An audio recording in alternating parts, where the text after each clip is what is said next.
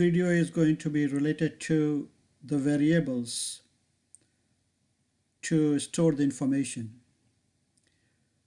In the C++ programming, variable is extremely important. As a matter of fact, this is important in any programming language. C++ is no exception. So the variables are the placeholders in the memory of the program where you can store the data, store the characters, store the numeric values, store the decimal numbers. All that information is stored in those variables. And in any programming language, these are very, very important things.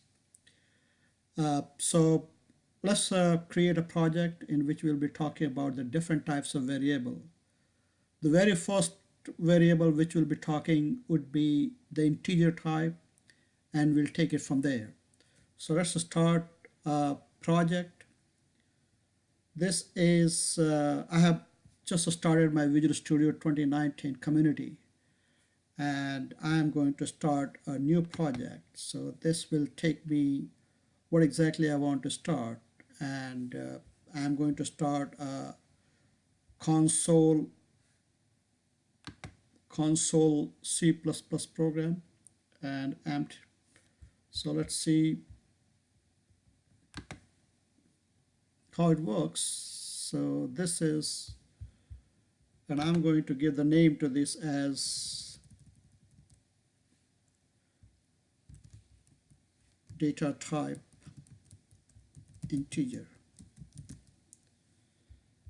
And the name of the solution, I want to make sure it is same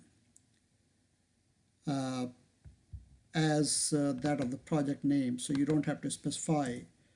But in case you want to have the name of the solution different than the project name, in that case you can simply uncheck this and you can put that information here. But I'm going to use the same name, the name which I have given to the project. And this is the place where all the related files are going to be stored. You can simply browse to the place where you want to store these projects. But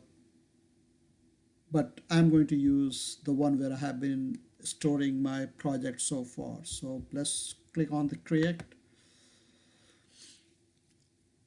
It is going to create the project, an empty project, because that is what we chose. So it won't take much time. Let's see.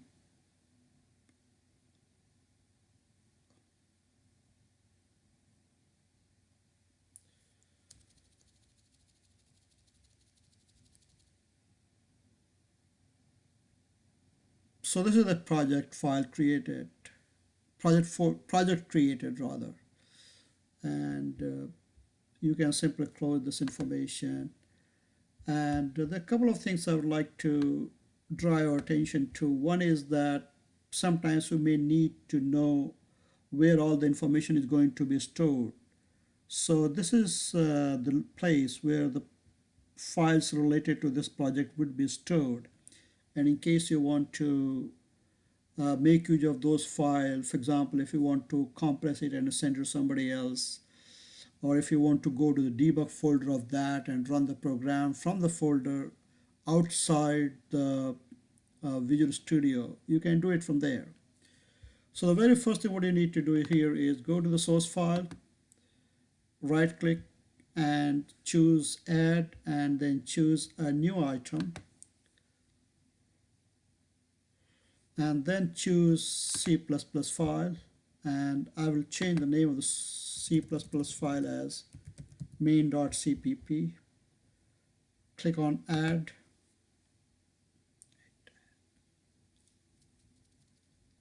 So the file is created here, and you'll be writing your program here. So what you do, the very first thing is you include the library, which is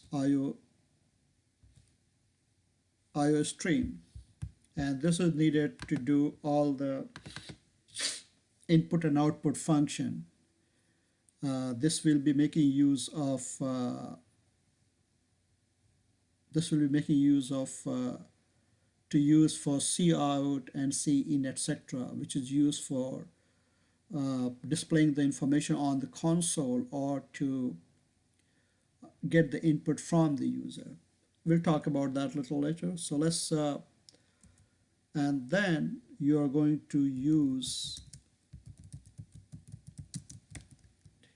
this was again needed. If you do not use this, you're going to need a very long name of the various objects which you're using.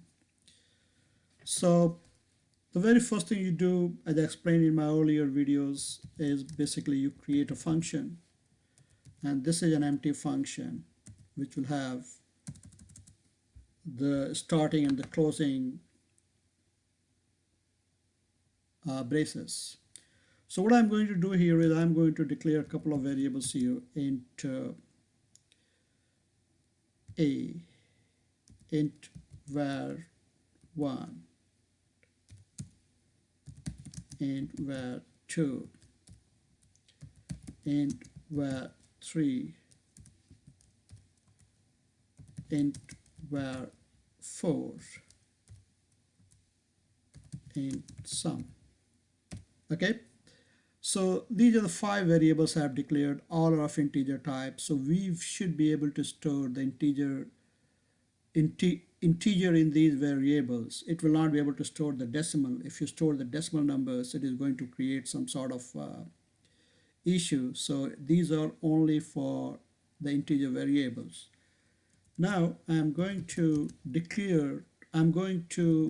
initialize these variables. The meaning of the initialization is I'm going to give some values to these variables. So var1 I'm giving 10, var2 is 20, var3 is 30, and var4 is 40.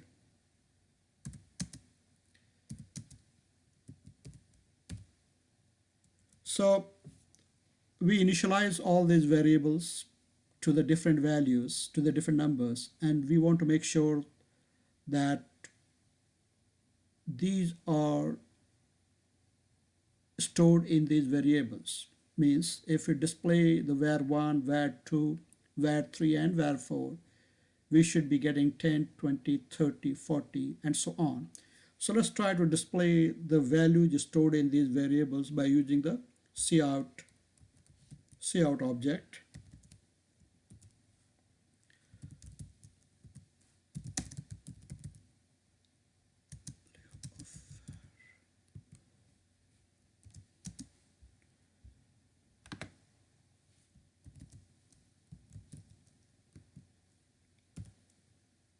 And I'm going to add at the very end the new line character so that all these messages are appearing in the different line.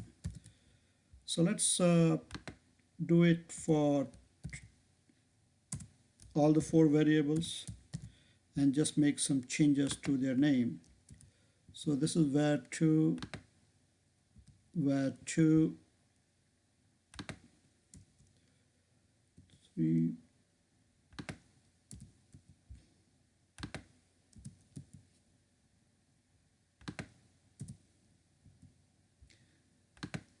so if everything is working as it is, the first cout should give you the value of 10, second 20, third 30, and fourth one is 40. Now what I'm trying to do is I'm adding these 4 numbers and storing that information in this sum variable. So I'm doing sum equals to var1, var2, var3, var4.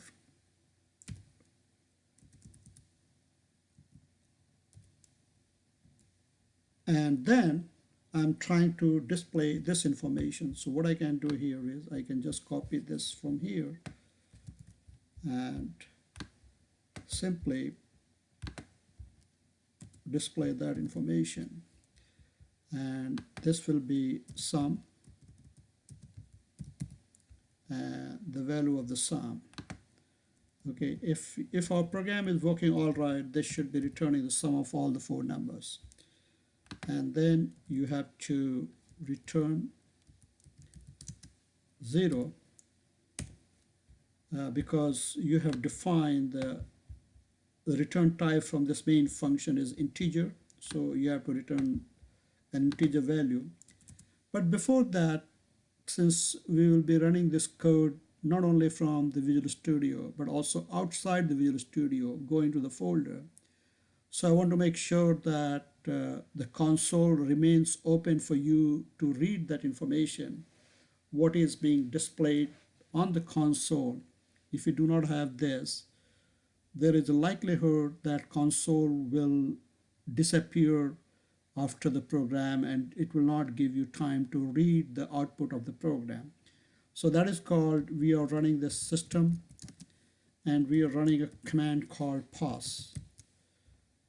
So this will help the console to remain open so that you can read the information displayed on the console.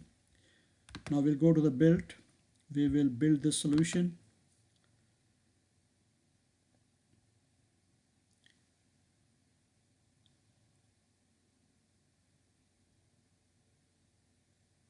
If everything is fine, the build will be a successful build, and we will have an application created to run that. So this has worked just fine.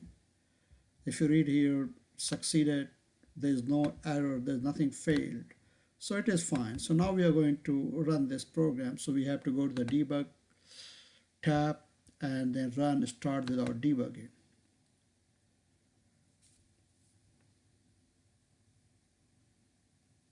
And this is what it is, 40, 30, 10, 10 is 100. So it looks, everything's good. And now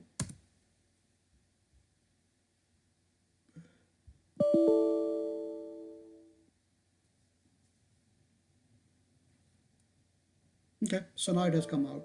It seems there was some issue and it got froze. It seems there was some issue and it got froze. So the next thing I wanted to do is